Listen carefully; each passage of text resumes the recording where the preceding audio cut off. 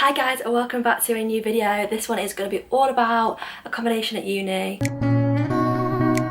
I am specifically at the Uni of Lincoln. I talk about Uni of Lincoln accommodation and also just a general view of accommodation for people that aren't going to Lincoln or aren't at Lincoln.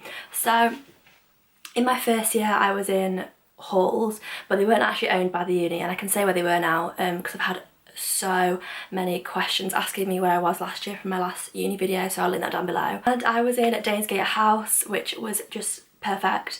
So it wasn't actually owned by the uni, but it's for all of uni students, so it's basically halls, but it wasn't on campus, it was at the top of town, whereas the uni is kind of like 5-10 minute walk down to the bottom of Lincoln. It was so paying. The accommodation was great for a first year, especially compared to the on-campus accommodation. It's so much nicer, really fresh and clean and modern and just great. So I was in a flat of 16, which is a big number.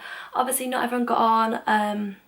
Yeah, it's inevitable, you're not going to like everyone that you live with. But I found my best friends there, well most of them, and we are living together to this day. So it's worked out pretty well. It was £110 per week, I think.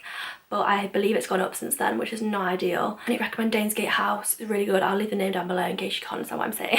Obviously there's a lot of other choice of accommodation as well.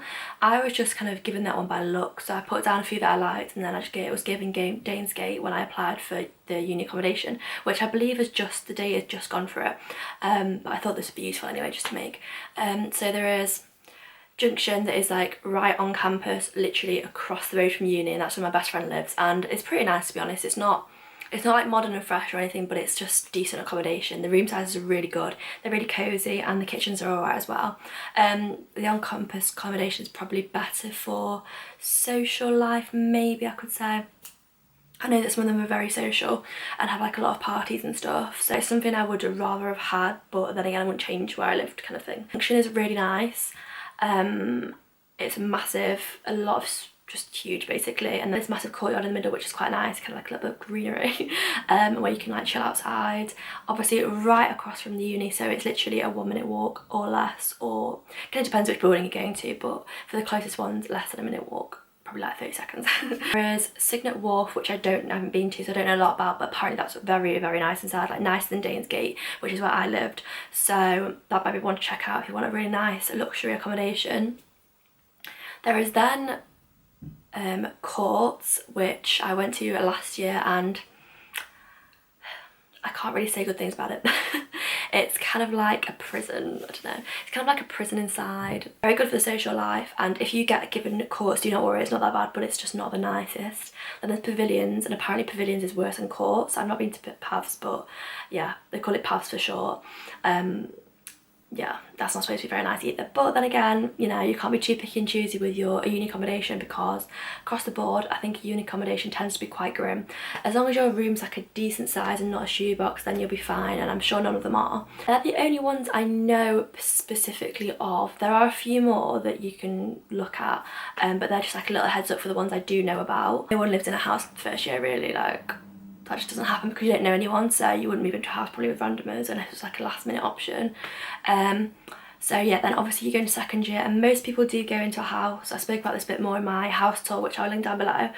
Most people do go into a house because it's more grown up and you have your own space, you can do what you want, and then there's a lot of estate agents in Lincoln for students. So this year we're with Charlestown, which have been fairly decent, to be honest.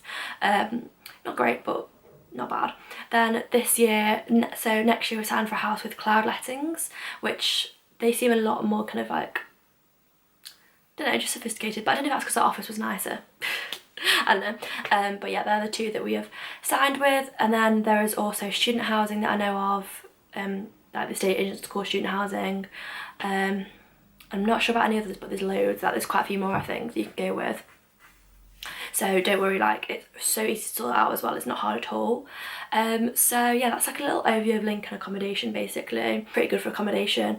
I think for houses it's a bit of a struggle because obviously Lincoln is a small city and the amount of students is growing every year, as it's getting like more known and the uni's getting better, and there's like the nightlife isn't still not amazing, but like it's getting a lot better, and I like really enjoy my nights out here. So don't worry about what accommodation you're in. It all works out for the best, and you're probably going to find your best mates in your accommodation anyway. Like, no matter where you are, you probably will. It's kind of inevitable that you will get really close to some of the people that you live with, because you see them every day, all the time. You cook with them, you chill with them. Even if you are quite a shy, reserved person to start with like me, you will definitely find someone that you click with and gel with because you just pushed into it. So don't worry about making friends, because it's literally fine, it just goes to plan. So like, obviously accommodation prices depend and vary on which accommodation you're staying in.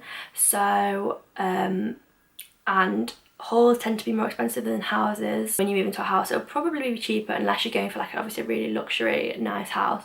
But in Lincoln, I don't think there's many of them, to be honest. We're moving into a much bigger house next year, which I'm so excited for. I think that's everything I wanted to talk about. I hope this video has been a little bit useful for you. Try to get this edited and put up as soon as possible, so it's more useful like now, because I know the accommodation apply dates are now-ish. Thank you for watching. I hope you are excited to come to Lincoln if that's you're watching this. Leave me any messages down below, and also follow me on Snapchat. I made a new Snapchat for my like YouTube blogger life, so add me on Snapchat. I'll leave a link here. Hope you're having the best day wherever you are, and I'll see you in my next video. Bye.